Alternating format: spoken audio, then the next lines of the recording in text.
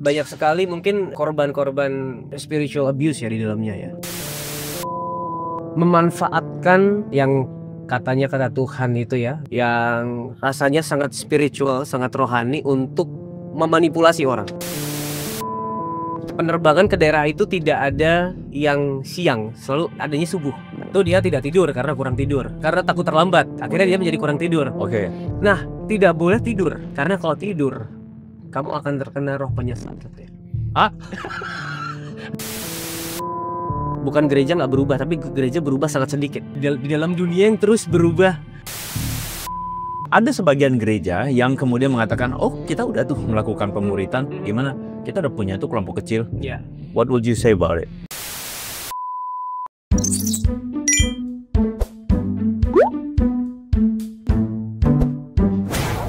Halo teman-teman semua, selamat datang di Gereja 360, sebuah channel yang saya dedikasikan untuk membicarakan tentang gereja dari berbagai sisi, dari berbagai perspektif. Karena kita tahu bahwa kadang-kadang gereja itu punya titik buta, teman-teman. Yaitu sebuah titik di mana gereja tidak mampu melihatnya, dan sebenarnya hal itu harus segera di-resolve. Karena kita punya kerinduan bahwa gereja mengalami transformasi. Dan selamat datang di segmen baru, teman-teman. Ini adalah segmen di mana kita ngobrol santai di dalam mobil, teman-teman ya. Dan kali ini saya pastinya akan menjemput seorang teman. Seorang teman yang menurut saya asik banget untuk diajak, diundang untuk ngobrolin tentang gereja. Dan dia adalah seorang gembala dari sebuah gereja lokal yang ada di Tangerang. Dan gereja itu namanya adalah Gereja Undivided Church. Well, Patudu namanya. Bro. Hai. Welcome. Bisa nggak cari? Yuk, masuk. Bisa nggak cari? Aman. Yuk, masuk yuk. Welcome Bro Patudu. Pasang mic dulu, gua pasang mic dulu. Begini kali ya. Eman? Gini aja deh. Susah juga. Sini. Ah, gitu aja deh. Oke, siap. Gitu aja deh. Ini harus pakai seat belt. Sorry. Supaya aman. Ya. Ini kita sambil taping jalan aja, maksudnya supaya nggak ribet dan supaya pembicaranya natural aja. Ya. Oke. Perkenalkan Patudu Harik. Di situ ya. Iya. Halo, saya Patudu Manik ya. Wih, ini udah terbiasa di depan kamera nih kayaknya nih. Anyway, ada salam dari David You Channel. Oh, alright. Gue barusan waktu jalan ke sini, gue telepon dia karena dia pengen ngundang gue juga kan. Terus kemudian gue bilang, kebetulan gue lagi ke Karawaci juga. Karawaci ngapain, kata dia? Gue lagi mau ketemu sama ini gembalanya Undivided Church. Sadar. Iya, aduh. Terus dia bilang, oh Patudu, lu tahu juga? Iya, gue udah pernah undang katanya. Ya, udah pernah sekali sama dia. Kemarin dia salam dari dia. Kemarin Natal ya, sempat mau dibuat project lagi, cuman memang waktunya susah. Oh, kirain sempat Natal sempat diprospek sama dia. Anyway, gue sama Patudu ini kita pernah ketemu di City to City ya? Iya, di Bali waktu itu. Di Bali ya? Gila ya. 2 tahun lalu. Time flies. Dan waktu itu memang gue masih cupu banget. Gue masih bener-bener, maksudnya banyak hal yang masih gue belum tahu, terutama tentang gereja-gereja yang sedang ada di seluruh Indonesia ini. Dan gue baru dapat exposure tentang Undivided Church at the time. Ya, pada waktu itu. Sini, Flores. Oke. Terus. Sebenarnya waktu itu justru belum berdiri Undivided Church. Gitu ya? Masih dalam persiapan lah ya. Oh, masih dalam persiapan buat diri. Ini kita enaknya ke kiri kanan aja. Ya. Kita sambil ke ini kali bro ya, sambil ke cari tempat ngopi kali ya, supaya boleh. Setelah nanti kita ngobrol-ngobrol di mobil, terus kita mampir ngopi bentar. Siap. Sorry. Jadi gue ketemu juga sama si itu tuh, si siapa? Si yang David Q.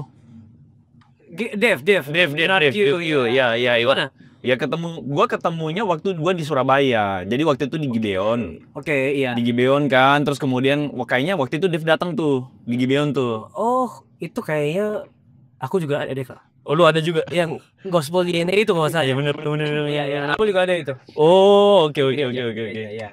Ya udah, jadi maksudnya memang kan gue belum benar-benar kenal banget sama Undivided Church, dan gue ingat waktu itu Dave itu yang bilang juga bahwa kalian sedang menggumulkan untuk buka satu pelayanan yang namanya Undivided Church ini. Betul, betul. Karena sejak awal ini sejarah dulu ya. Ngobrol aja. Undivided ini kan band awalnya. Betul. Lalu setelah dari band kita menjadi komunitas antar denominasi. Wow. Jadi dari awal kita nggak pernah terpikir untuk jadi gereja. Oke. Untuk menjadi gereja itu kan satu perjalanan yang nggak tahu ya, menurut gua tuh satu perjalanan yang nggak gampang banget tuh. Setuju. Apalagi ini ya, banyak orang di dalam Undivided ini yang terluka karena gereja. Oke. Jadi enggak lah, kita nggak usah bikin gereja lah. Kalau udah ngomong kalau udah langsung gue udah berat ini, gue udah ngomongnya. Terus sebenarnya gini ya, di gereja 360 ini sekali lagi, gue cuman mau mencoba untuk menciptakan sebuah vibes bahwa gue realistis bahwa banyak banget teman-teman itu kecewa kok sama gereja. Iya. Dan bahkan kita nih ya, gue udah dengar mungkin bahkan 8 dari 10 orang yang benar-benar masuk dalam gereja itu pada akhirnya kekecewaan. Ya. Karena orang kan selalu bilang dari luar kelihatannya bagus, masuk ke dapurnya jelek banget gitu. Ya, betul. Tapi gue pengen divert bahwa kekecewaan itu tuh sebenarnya kalau kita masuk gereja terus kita kecewa, pada akhirnya ujung-ujungnya itu bukan kehendak Tuhan. Ujung-ujungnya itu bisa jadi alat yang si jahat lakukan kan, untuk kemudian mengintimidasi kita, akhirnya kita malah tawar hati, malah kita membangkan gitu. Jadi maksudnya kekecewaan itu harusnya di convert jadi sebuah sebuah beban untuk kemudian yuk kita melakukan sesuatu gitu. Iya, kita entah benahi gereja. Ya mungkin kalau nggak mau jadi superhero juga sih jadi benahi gereja, tapi maksudnya yuk kita lakukan sesuatu setidaknya gitu ya. Ambil peran. Kecewa terus dan oke. Iya. Jadi sedikit banyak seperti Kak Andre, aku juga sempat bertualang ya di dalam satu, sebenarnya bukan di dalam pindah-pindah gereja, tetapi dalam satu musim ke musim yang lain. Dalam satu gereja. Jadi aku dari TK ada di satu gereja, jadi lumayan loyal nih. Jadi TK satu gereja di Semarang. Gios. Oke. Terus. Lalu di jalanan gereja itu ada satu mungkin kita bilang movement lah ya, movement yang memasuki gereja tersebut dan akhirnya mereka kayak ya berafiliasi lah. Nah itu sudah berganti musim tuh dari TK yang aku ada di gereja itu kayak ya sudah pengajaran gereja itu saja, lalu masuklah satu kegerakan ini membuat satu gerakan yang lebih besar. Nah itu perganti musim itu, di situ ya banyak, ya bisa aku bilang banyak penyimpangan di dalamnya ya. Lu bisa sadar itu penyimpangan dari mana? Ya dulu nggak sadar itu. Itu sih kasarnya di otak ya, sehingga waktu itu ketika di hati timbul pertanyaan, kayak itu kita merasa bersalah. Aku karena aku mempertanyakan pemimpin, mempertanyakan doktrin gereja, Tuhan bahkan mereka selalu bilang, oh ini kata Tuhan nih. Itu kata Tuhan. Oke. Betul. Dan jadi ada klaim-klaim ini kata Tuhan nih, ini kata Tuhan nih ya. Oke. Terus. Iya, dan baru setelah itu saya ada di fase sama sekali mungkin tidak berkecimpung dalam satu komunitas.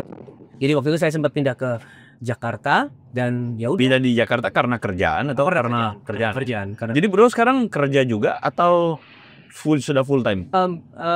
Secara bisa dibilang full time kali ya, karena kerjanya pun di dalam Undivided Band ya. Undivided Band. Oke. Ya, tapi di gereja aku ya bisa dibilang tidak bekerja dalam gereja, maksudnya tidak full di gereja, tidak dapat gaji dari gereja. Oke. Wah ini kayaknya banyak hal yang mesti dikulik ya. Karena maksudnya teman-teman kan gini, kita tuh bisa datang dari berbagai macam tradisi gereja yang berbeda sekali ya. Ada yang gereja yang maksudnya kayak tadi ada full timer dan yang tentu saja dia dibiayai oleh gereja secara full. Tapi ada juga ternyata gereja yang ternyata para pelayan-pelayannya itu juga nggak ini dari gereja. Iya, jadi maksudnya gue jujur ya, ini cuma sedikit kayak ini. Gue sempat berpikir bahwa mungkin gereja di masa depan itu adalah gereja yang para kliennya mungkin full timernya itu perlu untuk tidak benar-benar disupport sama gereja. Kenapa itu? Ada pemikiran struktur? Ya tentu ada beberapa full timer yang gue rasa memang harus disupport sama gereja ya. Berarti memang mereka full time fokus untuk ngerjain gereja dan administrasi, pastoral dan sebagainya. Tapi misalnya ada leader-leader gereja yang gue rasa memang tidak butuh-butuh amat untuk ini harus dari gereja. Dan mereka memang harus punya kerjaan sendiri, punya bisnis sendiri, atau punya apa? Bukan untuk supaya mencampur adukan pelayanan sama bisnis ya. Tapi maksudnya adalah ada sebuah keteladanan yang baik bagi jemaat untuk melihat bahwa ternyata leader gua atau gembala gua juga kerja tapi juga pelayanan gitu. Ya, nah, gue berpikirnya begitu sih. Ya. Itu bisa mungkin lebih menjaga kekurnian ya mungkin. Betul ya. Nah, betul. Aku sih tahu beberapa orang yang mungkin seperti itu ya, yang memang dia punya bisnis dan mata pencariannya bukan dari gereja seperti ya. Nah, justru aku bisa melihat di situ mereka yang tanda kutip ya, kalau ada yang kurang mereka numpuk. Iya benar. Iya benar. Jadi justru itu makin menunjukkan bahwa pelayanan gereja ini tidak dibangun sebagai sebuah institusi. Sebagai sebuah institusi yang bahkan orang bahkan bisa pertanyakan, wah ini cari duit nih gitu kan. Nah, poin gue adalah supaya gereja itu benar bertumbuh secara organik sebagai sebuah komunitas orang-orang percaya, komunitas orang-orang yang memang mau pelayanan gitu loh. As simple as that. Gitu. Tapi anyway, kita mungkin berbicara terlalu ini. Undivided. Nama Undivided sendiri itu berarti dari band ya? Dari band. Jadi kenapa namanya itu Undivided? Itu 2020 waktu pandemi. Oh really? Kenapa namanya Undivided? Undivided itu yang pertama, gue tadinya pikir hati yang tidak bercabang. Sebenarnya hati yang tidak terbelah kepada dunia. Kayak gitu. Dari ada namanya Bapak Revano yang dia punya pencetusnya lah, salah satu pencetusnya. Gue udah dapat mention nama itu lagi. Gue belum kenal ya sama siapa Kak Revano ini ya. Tapi ya gue di-spill sama satu temen, Teddy. Oh, okay. Teddy dia udah spill. Lu mesti ngomong sama Revano, serius. Lu mesti ngomong sama Revano. Bentar, gue mulai dari Pak Tudu dulu. Ya. Oke, sorry. Terus. Ya, itu beliau yang pencetus Undivided. Awalnya ya dia dapat dari satu lagu ya. Ada lirik Give Me an Undivided Heart. Itu lagunya Symphony Worship kalau nggak salah dulu ya. Lalu semakin kesini kita jadi semakin paham bahwa itu juga berarti yang pertama kita tuh awalnya band interdenominasi kan. Jadi meskipun kita banyak perbedaan, yang menyatukan kita, yang membuat kita tidak terpisahkan itu darah Kristus yang mengikat kita. Nah, berikutnya adalah bahwa di dalam Yesus Kristus kita dan Tuhan yang tadinya terpisah, kita terpisah dari Tuhan, itu kan dipersatukan. Melalui Kristus, lewat Kristus kita jadi tidak terpisahkan lagi dari Tuhan. Wah, keren. Jadi poin utamanya adalah ada satu titik pemersatu antara teman-teman semua nih, yaitu jadi bukan fokus pada pembeda-pembeda, tetapi justru pemersatunya yang jadi fokusnya ya. Wah, keren. Terus artinya maksudnya mulai mendirikan gereja atau mulai, karena ini apa titik awalnya itu karena sudah ada komunitas gitu. Yep, awalnya memang kita kan dari band menjadi komunitas. Kenapa? Ya tadi aku udah mention ya, awalnya tidak mau karena banyak yang terluka. Karena banyak dari satu movement yang aku pernah ada di dalamnya. Loh, tapi kan nggak semua dari lu juga kan? Maksudnya nggak semua dari bersama-sama dengan lu juga di gereja itu kan? Tetapi awalnya itu memang bukan dari gereja, tapi kan ini movement ini sudah sampai ke Jakarta. Oh, di mana-mana. Bandung. Nah, oke. Sekarang memang jadi tidak semua orang dari movement tersebut, tapi awalnya yang dibangun adalah orang-orang yang tadinya dari movement tersebut. Kecewa karena Masing-masing ada lukanya sih. Oh ya, kayak tapi untuk lu sendiri maksudnya untuk beberapa mungkin ada beberapa orang kali ya yang kayak lu ya. Movement itu sebenarnya masalahnya di mana? Oke. Masalahnya di doktrinal kah atau di teladan pemimpinnya kah atau gimana tuh? Di spill dikit dong. Bisa dibilang masalahnya hampir di semua sisi. Semua lini. Oke, gue speechless. Dan sejujurnya mereka juga masih bergerak sampai sekarang. Oh, mereka masih. Dan Ya udahlah ya, kita biarkan aja lah movement tersebut ya. Cuman tapi berarti hampir di semua lini itu baik pengajaran bahkan juga mungkin keteladanan terpimpin. Betul. Oh gitu. Banyak sekali mungkin korban-korban spiritual abuse ya di dalamnya ya. Spiritual abuse. Iya. Boleh dong contohnya dong apaan tuh spiritual abuse? Mungkin kan teman-teman ya sebagian belum tahu nih. Betul.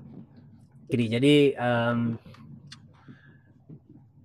memanfaatkan yang katanya kata Tuhan itu ya, yang rasanya sangat spiritual, sangat rohani untuk memanipulasi orang. Contohnya ada satu temen nih, dia misi ke satu daerah bersama kegerakan ini. Penerbangan ke daerah itu tidak ada yang siang, selalu adanya subuh.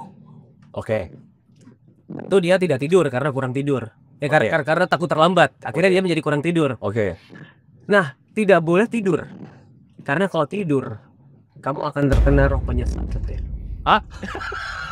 Bisa gitu? Ini kalau diceritain banyak banget. Kita bisa muter-muter cerita ini doang, tapi ini salah satu aja. Kamu akan terkena roh penyesat. Jadi kamu tidak boleh tidur. Kamu harus bermain gitar worship selama. Jadi setelah sampai di kota tersebut kan masih harus ke pedalaman lagi nih. Selama perjalanan ke pedalaman harus main gitar terus. Tidak boleh tidur. Oke. Sakit. Gue ajak siang. Gue agak siang. Benar. Jadi satu tim berangkat ke satu daerah itu. Oke, ke daerah. Terus dia di mobil dia main gitar terus. Semuanya sebenarnya. Semuanya. Tidak boleh tidur. Kalau tidur itu buka celah untuk roh penyesat masuk. Nah itu kan sudah pakai sangat mistik sekali ya. Mistik sekali ya. Hal-hal yang spiritual yang dibuat untuk memanipulasi orang nih. Iya. Pada akhirnya orang tersebut yang kurang tidur itu sakit. Oh my goodness. Terus sakit di daerah itu kan ada kayak mereka mengadakan pasar murah gitu lah, bazar untuk sebagai alat penjangkauan mereka. Ada pengobatan gratis, tentu mereka membawa dokter, dokternya yang dari movement itu juga. Karena sakit si orang ini datang ke dokter tersebut disuruh berobat. Terus waktu berobat nggak dicek apa-apa, cuma dikasih perjamuan kudus. Oh my goodness. Makan minum ini. Dokternya yang kasih. Serius dokternya yang kasih. Serius. Tapi memang dokternya dari movement itu juga gitu. Iya sih, tapi yang lucu setelah balik ternyata setelah ke Jakarta dia ke dokter beneran. Ya aku nggak tahu itu dokter yang di sana beneran, tapi pasti dokter yang movement tersebut. Dokter yang umum dibilang ini udah tipes. Oh my goodness. Udah ke dokter belum? Sedih banget. Iya itu. Udah dikasih obat apa? Ya dia nggak mungkin jawab perjamuan dong. Dia jawab lupa dok. Gitu. Jadi itu kan berbahaya banget. Itu cuma salah satu dari sekian banyak. Ini cerita yang ini karena mungkin agak lucu dan agak real. Di baliknya banyak sekali yang mungkin berat dan serius. Spiritual abuse-nya. Oke. Sekali lagi teman-teman, kita tidak bermaksud untuk menggosip. Sama sekali tidak. Tapi kita maksudnya gue percaya bahwa kita butuh sebuah kejujuran. Kejujuran untuk apa? Untuk kita bicarakan. Dan sebenarnya gue percaya bahwa dari situ transformasi terjadi. Dan kita menjadikan kekristenan itu menjadi apa adanya. Dan menurut gue apa adanya itu kembali kepada Injil itu sendiri. Setuju. Bukan lagi kita tambah-tambahin dengan bumbu mistika, dengan bumbu mistis-mistis kayak begitu ya. Iya. Oh my goodness. Iya. Siap. Oh. Pantas sih. Jadinya beberapa teman-teman jadinya kayak merasa ditipu ya. Iya, itu dia. Dan bukan hanya korban secara mental mungkin ya, tetapi ada juga yang memang ya mereka kehilangan banyak hal di dalam kegerakan tersebut. Gue tebak ya, kehilangan banyak hal itu boleh nggak gue misalnya salah satunya tuh kehilangan cita-cita yang harusnya dikejar. Ada juga. Betul. Ada juga. Betul. Cita-cita ini maksudnya bukan cita-cita personal atau ambisi pribadi juga ya teman-teman, yang nggak selalu. Tapi gue percaya cita-cita ini termasuk di dalamnya adalah sebenarnya justru Tuhan lagi preparing sebuah talenta yang Tuhan udah kasih talenta yang sebenarnya dia bisa jadi sesuatu dan dia bisa melayani Tuhan dengan talenta yang dikasih ke dia, dan akhirnya dia nggak jadi kejar itu, Dikubur jadinya. dia. Oh my goodness. Ya. Yes. Apa saya bilang banyak banget yang terluka dan ya sakit. Paham sih. Terus akhirnya Undivided Church itu dibangun berdasarkan value apa kalau begitu? Oke. Apa value-nya? Jadi setelah 3 tahun di dalam band dan mengatakan tidak pada gereja, pada akhirnya ya Lu ke gereja nggak sih waktu 3 tahun di band itu? gereja online karena lagi online. karena lagi pandemi juga. Betul lagi pandemi juga. Tapi kalau misalnya nggak pandemi, lu ke gereja nggak? Mungkin sudah mulai ke gereja lagi. Oke. Ya, tetapi ya gitu ya. Aku ada di fase agak males sama skeptis sama gereja gitu. Ya tapi gua bisa menerima lo itu. Banyak orang kan pasti bilang gini, oh gereja mesti onsite. Gua bilang iya, pada titik idealnya demikian. Tapi gue bisa menerima bahwa kalau misalnya ada beberapa teman-teman yang memilih, nggak deh, gue online dulu deh. Gue bisa menerima sih. Walaupun pada akhirnya tidak membuat dia bertumbuh pada seutuhnya di dalam komunitas sih. Iya, menurut gue mungkin ada perlu fase itu. Tapi gue selalu punya sebuah keyakinan bahwa gereja itu harus punya 2 elemen penting. Komunitas dan pengajaran yang sehat. Gue nggak bilang pengajaran yang benar karena itu sangat mudah banget di ini kan membuat orang tuh berpikir oh gitu ya, ini sesat, itu sesat. Gue agak nggak terlalu senang dengan term-term itu ya. Gue lebih suka dengan sehat nggak ini pengajaran, membuat kamu makin bertumbuh ke arah Kristus nggak gitu. My point itu. Jadi gue punya keyakinan bahwa komunitas memang harus. Lu harus punya. Kalau lu nggak punya komunitas itu akan membuat dysfunction yang sangat luar biasa terhadap kerohanian lu. Setuju.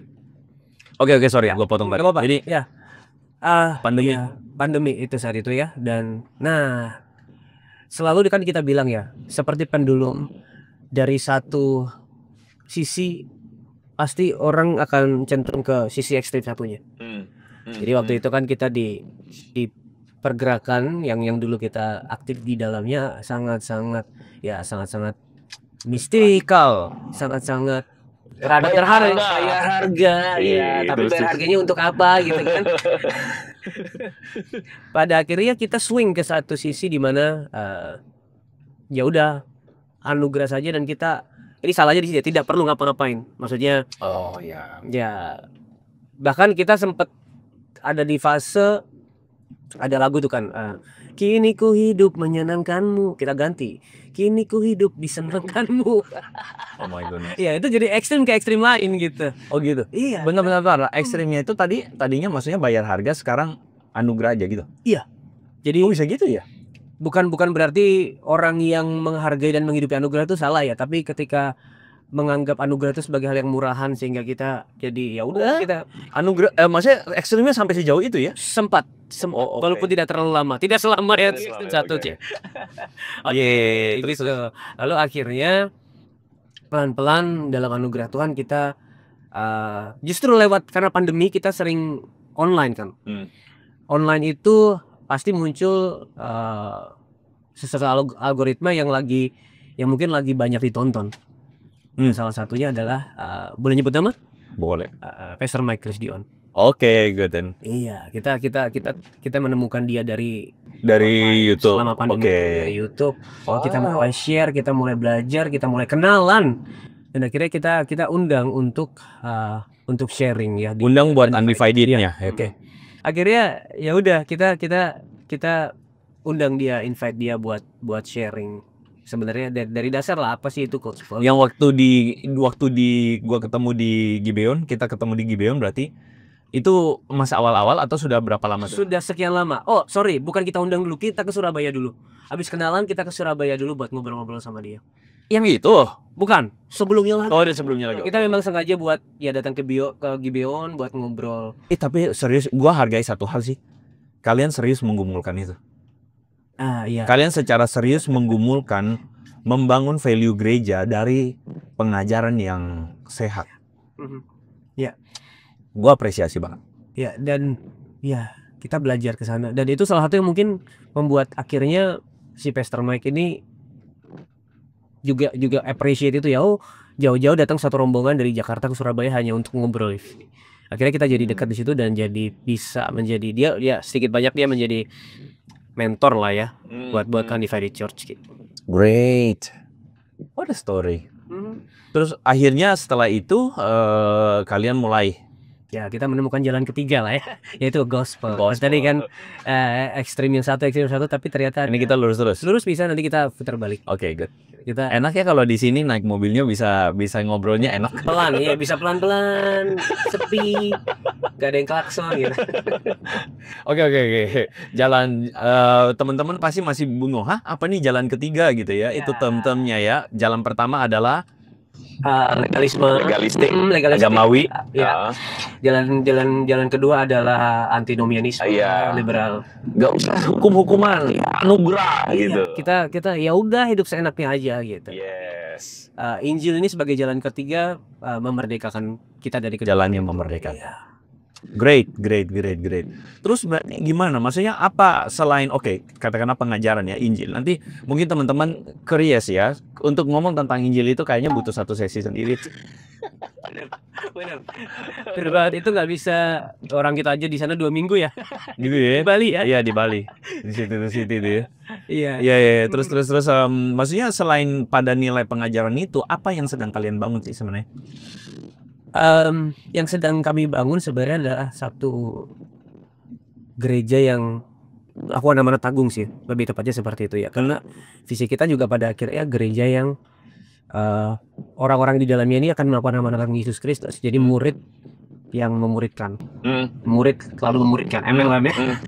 Oh iya juga. Gitu. Jadi kita juga belajar bahwa pemuridan di gereja itu tentu pemuridan yang sehat ya.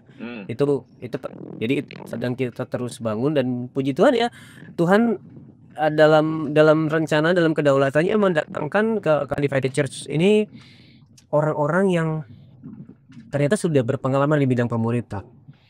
1-2 orang mulai datang, dan akhirnya kita ngobrol ya, kita sedang membangun sebuah kultur pemuridan yang nantinya bisa akhirnya melahirkan orang-orang yang bisa memuridkan lagi. Oke. Ada sebagian gereja yang kemudian mengatakan, kita udah tuh melakukan pemuridan, gimana? Kita udah punya tuh kelompok kecil. Yeah. What would you say about it? Nah, ini kebetulan banget, ya bukan kebetulan lah ya. Minggu lalu itu pembahasan di Komsel kita adalah yang pertama, kenapa komunitas itu penting. Yes. Yang kedua, apa yang menghalangi kamu untuk aktif dalam komunitas. Tidak ada satupun yang bilang komunitas nggak penting. Tidak ada satupun yang menjawab yang membuat gak mau datang ke komunitas adalah malas, enggak. Tapi ada beberapa hal yang mungkin bisa saling melengkapi dari satu gereja ke gereja lainnya. Jadi ada yang jawab karena komunitas itu membosankan. Boring. Terus? Itu berarti kan satu seperti yang Kak Andri bilang nonton di videonya ya, bukan gereja nggak berubah, tapi gereja berubah sangat sedikit. Di dalam dunia yang terus berubah, gereja berubah terlalu sedikit. Sedangkan dunia berubahnya tuh luar biasa. Jadi mungkin itu yang bisa menjadi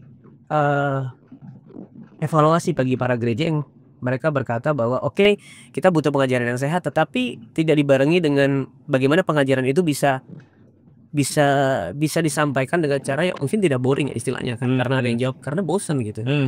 Bosan ini mereka mungkin ngalamin pengalaman kayak kumpul-kumpul doang tapi kering gak ya? Mungkin ya gak sih? Mungkin kayak ini Komsel atau ini mungkin KTB kalau istilah bahasa yang lain ya kan, kelompok tumbuh bersama, atau CG Connect Group atau whatsoever lah, sebutin aja dah, tapi kering. Bisa jadi, atau bahkan ya cuman ngobrol aja tapi kayak nggak ada relasi di dalamnya kali ya. Formalitas. Ujung-ujungnya lagi formalitas. Itu yang gue amatin tuh. Yang gue amatin adalah program itu dilakukan kayak maksudnya gini, gereja butuh ini nih, memuridkan nih. Oke, yaudah bikin kelompok kecil. Tapi kemudian apa? Then what ya? Ya udah cuman kumpul-kumpul aja sebagai kelompok kecil tapi formalitas. Ya udah kalau gitu kita bikin bahan.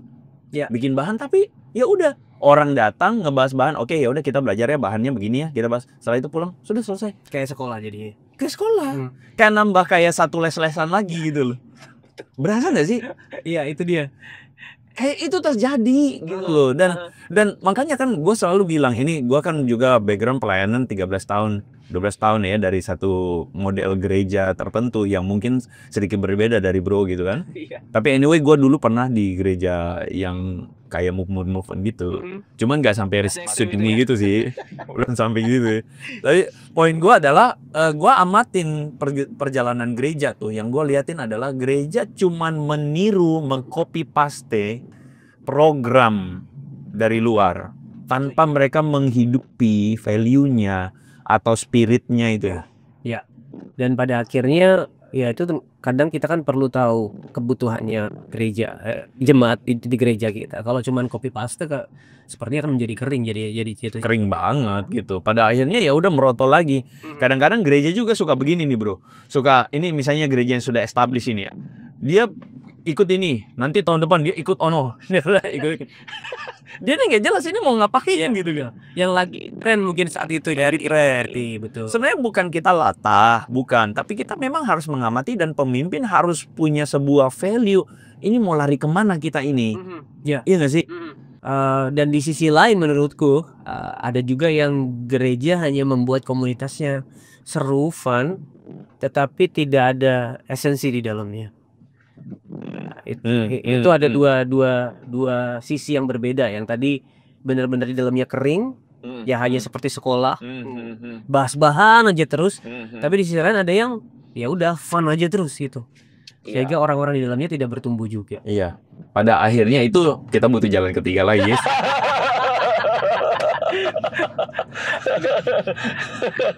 Oke. Jalan ketiga tuh menariknya karena apa? Karena kita selalu berpikir dualisme.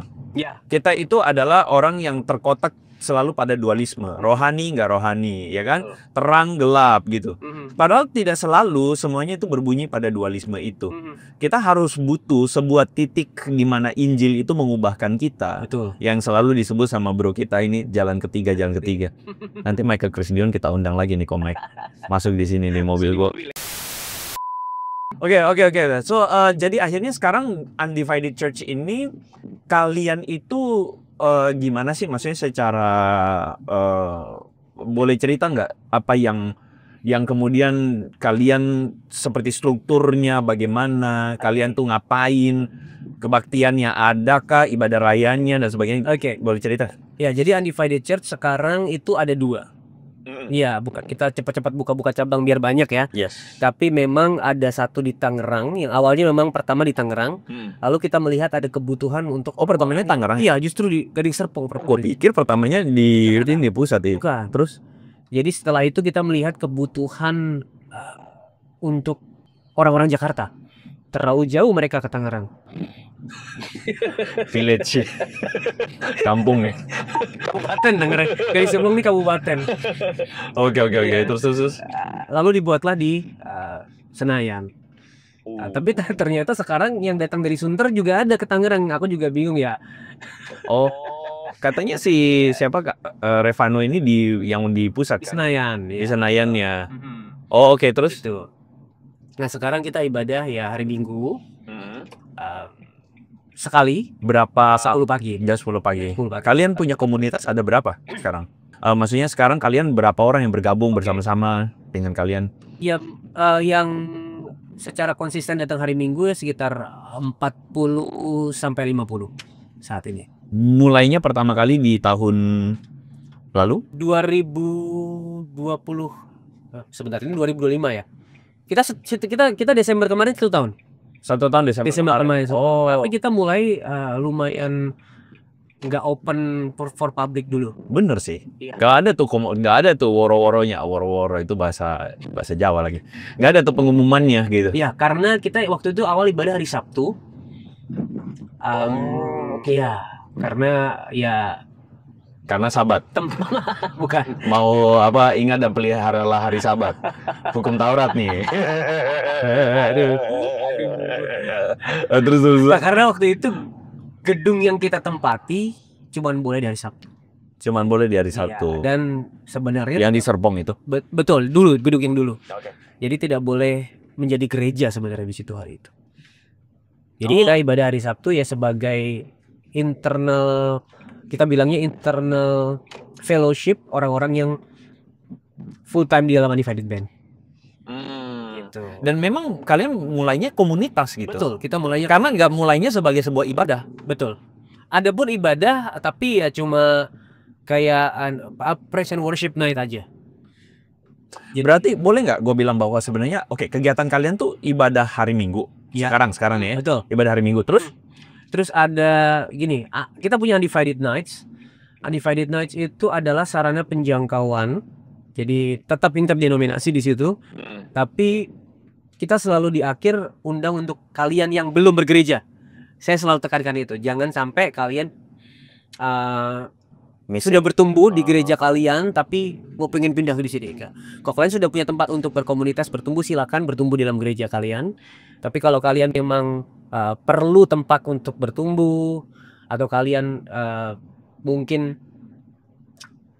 merasa apa yang diajarkan di dalam worship night ini, oh ini nih aku diberkati banget, aku diubahkan hatiku, dan aku merasa ini yang sehat buat aku, boleh kalian bertumbuh di sini. Tapi jangan sampai ya kalian sengaja untuk pindah gereja ke sini. Worship nights itu di hari apa, bro? Itu sebulan sekali sebenarnya. Oh, sebulan sekali ya. Jadi Satu kali di Tangerang, satu kali. ganti-ganti. Enggak, sebulan itu selalu ada di Tangerang dan Jakarta. Oh, oke. Ya, jadi memang di situ kita worship, kita praise and worship, lalu di tengah-tengah itu ada mungkin 10 sampai 15 menit sharing gospel ya. Gospel. Sehingga mereka juga nggak sekedar pulang ditanya suka apa, lampunya keren, yang nyanyi keren, enggak, tapi bisa melihat betapa Yesus itu indah gitu. Oke. Personel yang sama melayani di dua itu? Enggak, jadi memang sekarang yang Jakarta yang melayani adalah yang di Jakarta. Yang di Tangerang ya Tangerang. Betul. Jadi kalian mulai dari musik ya. Mulai dari musik, dari worship team dan sebagainya gitu ya. Iya. Oke, apakah ada kegiatan lain selain hari Minggunya itu? Selain worship night itu? Oke. Ada nggak? Kita tentu ada komunitas kecil, kelompok kecil. Iya. Kita bilangnya You Care di situ. Jadi kita adakan seminggu sekali. Kalau di Jakarta aku nggak tahu ada berapa, mungkin di Tangerang ini ada baru dua You Care ya. Jadi based on domisili, satu BSD, satu Gading Serpong dan Karawaci digabung. You Care ini berarti punya leadernya dong ya, punya mentornya dan sebagainya. Betul. Dan You Care ini memang kita pakai untuk membahas khotbah di hari Minggu. Berarti weekly ya dia ya? Weekly. Kehadirannya? Maksudnya kehadiran You Care-nya ini hampir berapa persen dari ibadah hari Minggu? Mungkin 80 ya. 80 ya? 85% lah ya. Yang orang datang ke You Care. Gue sih punya sebuah keyakinan nih, bahwa yang disebut jemaat itu bukan hari Minggu. Yang disebut jemaat itu adalah mereka yang berada di dalam komunitas. Setuju. Itu keyakinan gue. Setuju. Karena di situ kan ibadah hari Minggu itu kan kita tuh sulit banget untuk disebut ada dalam komunitas ya, karena setuju. Bisa jadi orang cuma datang dan pulang. Ya. Dan itu bagi gue belum ada pada level komunitas sih. Ya. Tentu yang di komunitas kecil ini kita percaya di sini kita sama-sama berbagi hidup, bagaimana kita bisa menghidupi Injil, kita bisa menghidupi firman Tuhan yang kemarin Minggu disampaikan. Kita akan belajar sama-sama menarik firman Tuhan yang disampaikan Minggu itu dalam kehidupan sehari-hari. Apa sih aplikasinya dalam sehari-hari? Karena di dalam khotbah hari Minggu tentu tidak akan kita tidak bisa memberikan satu aplikasi yang terlalu detail karena setiap orang punya musim yang berbeda-beda. Tentu kalau kita kasih aplikasi A itu cocok untuk orang B karena ini aku nggak relate. Betul. Yang kita sampaikan adalah bagaimana Injil ini mengubah hati, sehingga di dalam keseharian apapun konteksmu, Iya. apapun musimmu, kau bisa menarik ini ke dalam kehidupan. Nah, itu yang dibahas di Yokel seperti itu. Iya. Jadi pada akhirnya ini menjadi sesuatu yang personal ya. Iya. Bukan jadi sebuah produk massal. Produk massal tuh artinya apa? Kamu datang nih, ya udah, kamu ikutin. Itu produk massal. Ya. Tapi pada akhirnya ada satu waktu untuk orang itu menginternalisasikan apa yang telah dia dengarkan di hari Minggu dalam sebuah komunitas. Iya. Dalam ceritanya dia, dalam musim hidupnya dia. Asik. Iya, dan itulah yang dibagi dalam Yokel sebenarnya. Asik. Terakhir. Kalau misalnya kalian di gereja Undivided ini, misalnya ada sebuah keputusan dan sebagainya, kalian lakukan pada level apa? Oke. Keputusan harian atau keputusan yang mungkin tidak memerlukan apa ya? Kalau kita bilang budget yang besar ya, kalau ini budget ya. Iya. Itu pada level bisa diputuskan di level gembala. Namun keputusan besar seperti contoh kita mau beli drum nih. Itu memang melalui yang pertama kita pengen punya keuangan yang sehat. Iya. Jadi melalui beberapa tahapan. Jadi misalnya nih mau beli drum, lead of praise and worship tentu harus mengisi kebutuhannya. banyak form. Nih mengapa harus beli? Iya. Apakah sekarang tidak bisa dipakai atau jadi supaya kita bisa mempertanggungjawabkan apa yang kita beli. Oke. Dan nanti itu pun setelah disetujui oleh penatua. Ada penatuannya ya? Ada. Jadi kita memang sebagai gembala tidak bisa memutuskan keputusan-keputusan yang besar. Oke. Menurutku itu Berarti itu menunjukkan juga bahwa ini bukan kepemimpinan satu orang, Betul. tapi ini kan bersama-sama. betul. Iya. Karena itu akan menghindarkan bagaimanapun tetap ada peluang ya, tapi menghindarkan berusaha meminimalisir ada satu orang yang menjadi pusat dari AY ini. Iya. Wah, keren nih. Itu satu kata yang menurut gue powerful. Bukan satu orang yang jadi pusat. Iya. Tapi Kristus yang jadi pusat, dan kita tuh masing-masing adalah para leader, let's say. Katakanlah orang-orang yang kemudian diberikan hikmat oleh Roh Kudus untuk juga sama-sama bisa memutuskan. Iya, amin. Dan itu sebagai leader hanyalah peran ya, bukan identitas. Ya, kalau leader jadi identitas, kita nggak akan bisa punya komunitas yang berpusat pada Kristus. Jadinya kita yang gua nih yang leader. Tapi kalau leader itu kita sadari sebagai peran, maka kita akan tahu kapanpun ya suatu hari kita bisa lepas di peran. Gue boleh tanya satu hal nggak sih? Ini cuman ini. Oke. Sekolah teologi. Ya. Berapa banyak yang sekolah teologi? Menurut kalian, kan gini, ada satu kultur nih yang mengatakan, oh ini nggak boleh naik mimbar kalau nggak sekolah teologi. Ya, karena mereka berpikir begini, ntar lu ngomong ngawur-ngawur lu, ngaco-ngaco lu. Dan menurut gue approve dalam batas itu, dalam alasan itu menurut gue ini valid dalam arti, lu nggak bisa cuman asal ngomong ngapur ngidul. Karena istilahnya seperti seorang yang memberi makan domba-dombanya, si well prepare. Itu gue sepakat banget. Tapi sekolah teologi, gue dalam perspektif gue memang tidak selalu membuktikan bahwa dia pasti well prepared. Itu dua hal berbeda. Aku setuju itu. Aku setuju itu. Gimana kalau dari kalian? Ya, kalau dari sisi Undivided, tentu kita tidak segampang itu memberikan mimbar untuk orang berbicara ya. Oke. Tetapi bukan berarti orang yang belum sekolah, aku bilang belum ya, karena kalau mungkin ada orang-orang yang memang sudah belajar tetapi belum mengambil secara apa, legal ya, formal. Ya, formal, pendidikan formal ya. Yang belum bukan berarti nggak boleh, tetapi kita harus cek juga bagaimana isinya, fondasinya dia, jalannya ya isinya dia bagaimana, sehingga nggak akan jadi kemana-mana. Nah, aku setuju dengan statement Kak Andre yang berkata bahwa belum tentu orang yang sekolah formal teologi itu well prepared gitu, karena dan well prepared tuh udah layer selanjutnya. Layer pertamanya adalah bagaimana kamu melihat Injil itu dulu. Iya, sound value kebenarannya itu apa? Betul, tidak semua gitu, karena memang banyak juga itu. Oke. Juga yang gelarnya banyak di belakang gitu ya, tetapi memang ya secara doktrin nggak sound gitu. Oke. Thank you, Bro Patudu ya. Jadi Undivided Church di Tangerang, thank you udah jadi blessing juga buat penonton Gereja 360.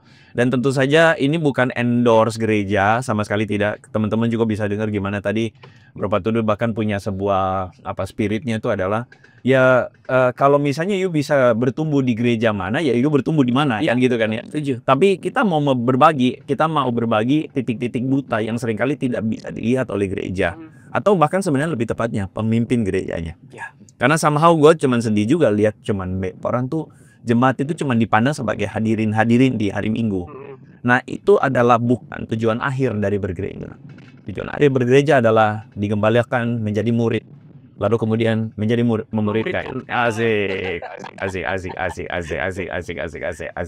Oke, thank you Bro Patudu. Sama-sama. Thank you untuk jadi berkat di Gereja 360. Terima kasih. Lu jangan buka dulu. Belum boleh turun ya? Enggak, ini enggak cosplay.